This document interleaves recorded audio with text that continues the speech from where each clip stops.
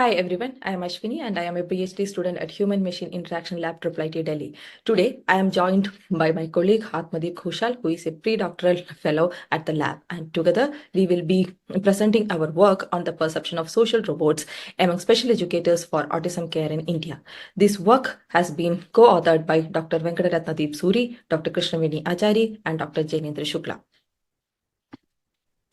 To begin with, autism spectrum disorder is a neurodevelopmental condition characterized by impairments in social communication and interaction, as well as the presence of repetitive and stereotypic behaviors. Its prevalence is significant, with statistics showing 1 in 36 individuals affected in the US, and according to the currently available statistics in India, it is 1 in 82 individuals who are affected by ASD. The rising prevalence places an increased burden on the healthcare system globally as well as in India. As we acknowledge these numbers, it's imperative to emphasize the need for greater support and resources to ensure the individuals with ASD the access to assistance they require to thrive in the society. The support for ASD presents multifaceted challenges that necessitates the collaboration of special educators.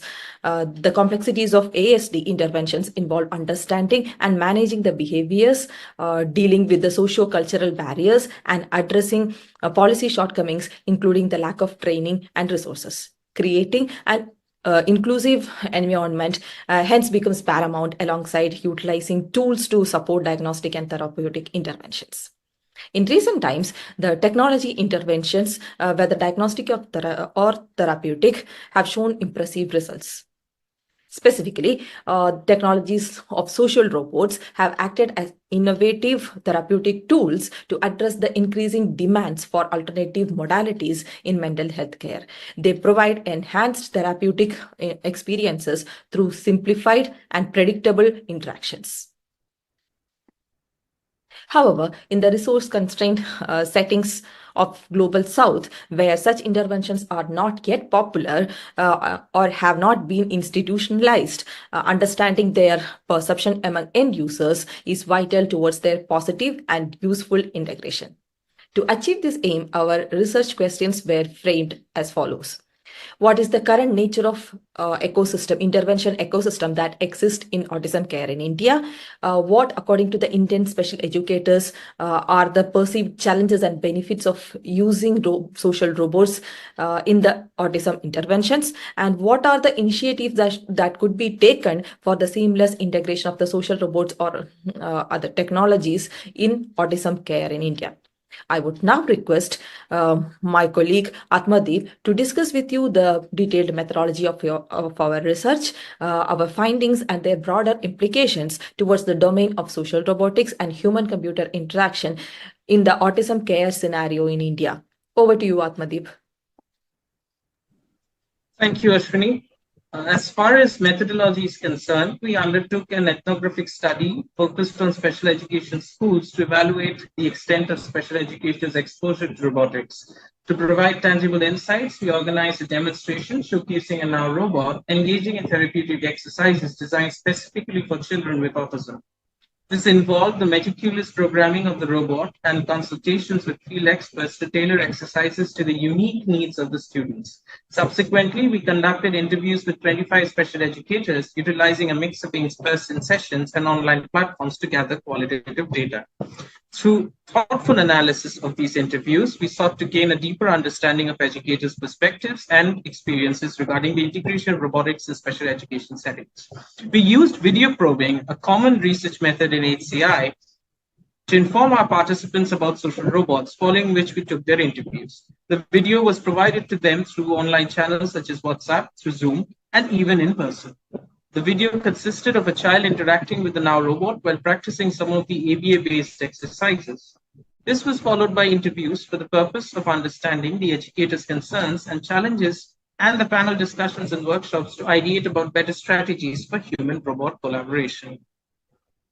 Our data included nearly 50 hours of audio transcribed and translated into English from Hindi and Bengali, and 5 hours of video recording from the workshops and panel discussions. These were thematically analyzed using open iterative coding.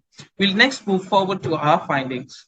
Through our findings, we learned that educators harbored apprehensions about robots displacing their roles, often feeling emotionally burdened due to the lack of resources.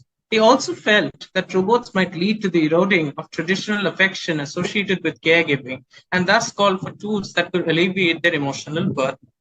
Concerns were raised about robot assisted therapy exacerbating inequalities in therapeutic experiences, particularly affecting economically disadvantaged individuals.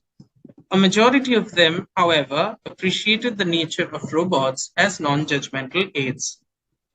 The high cost of robots was deemed impractical in the Indian context, suggesting the need for collaborative efforts to establish sustainable models for technology use and distribution.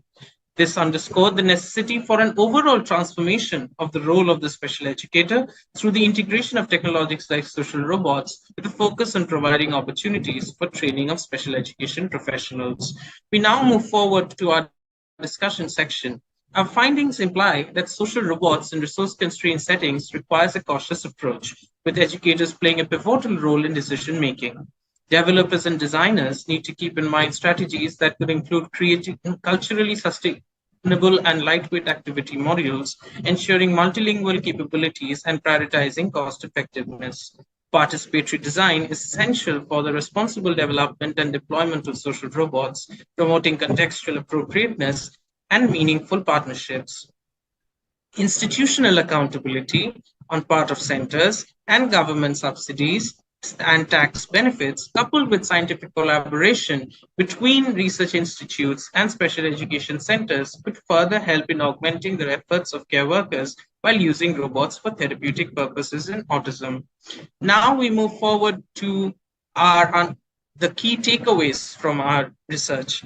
But before that, let us talk about how our study focused on special education settings in Indian metropolitan cities, highlighting a critical gap: the lack of representation from rural and semi-urban regions specifically. With a participant pool limited to 25 individuals, predominantly educators, we offer valuable insights, albeit from a narrow perspective. Moving forward, there's a pressing need to broaden our research scope to incorporate diverse stakeholders, especially parents. Additionally, the absence of regulatory guidelines call for further exploration into the ethical dimensions of real-world deployment, validating findings in both educational and healthcare settings. Navigating the realm of social robotics in research-constrained settings demands a careful and deliberate approach. Educators hold a central position in therapy decision-making. Vital strategies encompass crafting culturally appropriate and lightweight activity modules, ensuring multilingual capabilities, and placing a premium on accessibility. Equally paramount is the presentation of robots as non-judgmental aids, coupled with a steadfast focus on cost effectiveness and sturdy build quality.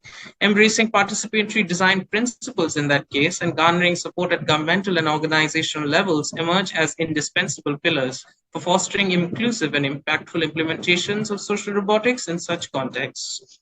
We thank the Science and Engineering Research Board of the Government of India, the TCS Center for Design and New Media, the Infosys Center for AI, and all our participants, including the NGO Deepalaya, for the support towards our research. Thank you. Thank you.